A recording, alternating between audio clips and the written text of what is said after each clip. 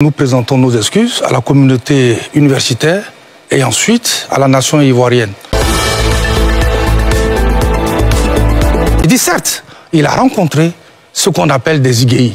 Mais ils l'ont rencontré parce que le ministre lui-même est né à Djamé, Roma côté.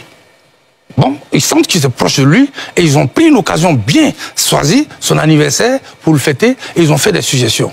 L'information a été exploitée, mais je ne nie pas la rencontre entre le ministre et la communauté Ziguéi.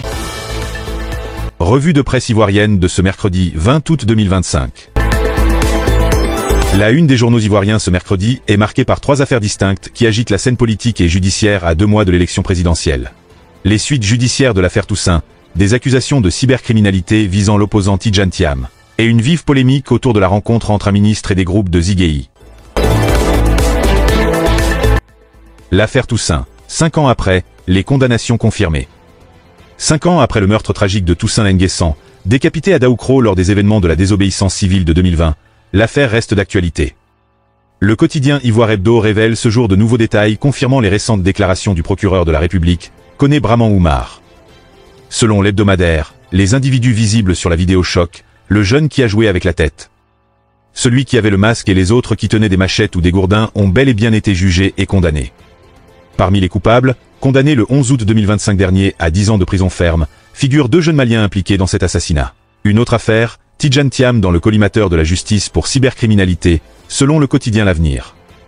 Dans un registre judiciaire différent, L'Avenir affirme que Tidjane Thiam, président du PDCI-RDA, risque jusqu'à 5 ans de prison. La raison avancée serait la diffusion d'une conversation privée avec le ministre de la Justice, Sansan Kambilé, une action qui le placerait sous le coup de la loi ivoirienne sur la cybercriminalité. Le journal précise que les articles 31 et 32 de cette loi prévoient, pour la divulgation non autorisée de correspondance électronique, 1 à 5 ans d'emprisonnement, une amende d'1 million de francs CFA, et des sanctions complémentaires comme l'interdiction d'exercer une fonction publique. Exilé en France, Tidjane Thiam aurait de plus affirmé qu'une autorité ivoirienne avait averti son frère, membre du RHDP, qu'il serait arrêté immédiatement s'il revenait en Côte d'Ivoire, en raison de supposés liens avec le Conseil national de transition de 2020. Cette affaire semble aussi créer des tensions internes au PDCI. Le patriote évoquant une bataille sans merci entre pro et anti-Thiam et estimant que la maison vert et blanc prend l'eau de toutes parts. La polémique des Ziguéi, un ministre et les loubards. La une est également dominée par la controverse née de la rencontre, lundi, entre le ministre de l'Enseignement supérieur, Adama Diawara, et des Ziguéi, terme ivoirien désignant les loubards. Bien que la publication annonçant cette rencontre ait été supprimée des réseaux sociaux du ministre, la polémique enfle. La presse s'insurge, la voix originale dénonce un scandale d'État, accusant le ministre de ressusciter la loubardisation de l'environnement politique et de confier la sécurité des campus et la candidature du président Ouattara à ses groupes. Le quotidien Le Temps titre sobrement « Le ministre Diawara recrute des loubards ».